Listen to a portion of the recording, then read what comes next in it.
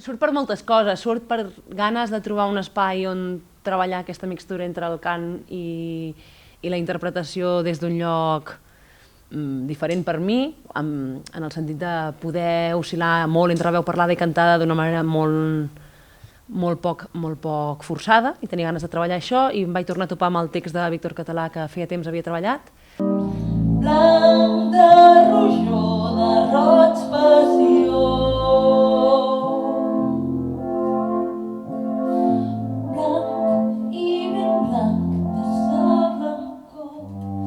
I amb la Clara vam veure claríssim també el Marc Rosic i el Marc Angelet i la closca. O sigui, el primer equip va ser aquest, i a mig procés amb el Marc Angelet vam veure claríssim que no havia de ser un pianista, havia de ser només electrònica, no? Aquí també tot és engany, aquí també tot és mentida, aquí també, igual que el mas, aquí també tot d'ulls que mirar.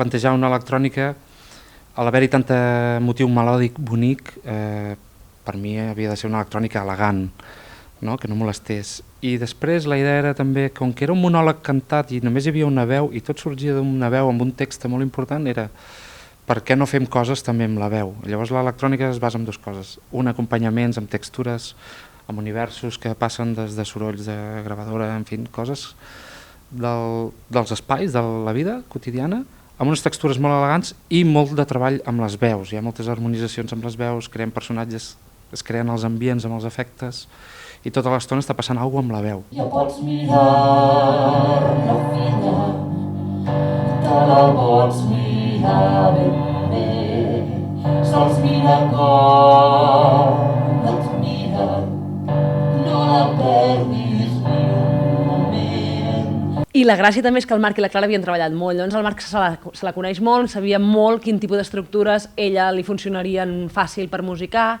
i llavors el Marc, la feinada que va fer va ser detectar què del text era susceptible de ser una cançó, de ser un tema. Llavors vam construir uns 10 temes, que no tots són música nova, sinó que ell va fer una feina molt maca de leitmotiv, cada vegada que parla del pare, l'estructura és similar, es repeteix un motiu melòdic. Sense poder donar-me'n sentia tot enduta, abrusada amb el seu pres. Sense poder donar-me'n sentia tota presa d'un rastrèmol que ferrem.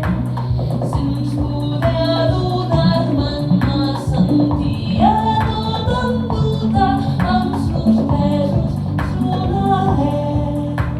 Jo no havia vist mai una proposta com aquesta, amb música electrònica en directe, cantant, amb la veu modificada en directe, i després que el text de Víctor Català, que crec que és la gran oblidada de la literatura catalana. Jo aconsello que la gent que es llegeixi els seus contes, però és que tots els relats d'ella són brutals, i això, una gran autora.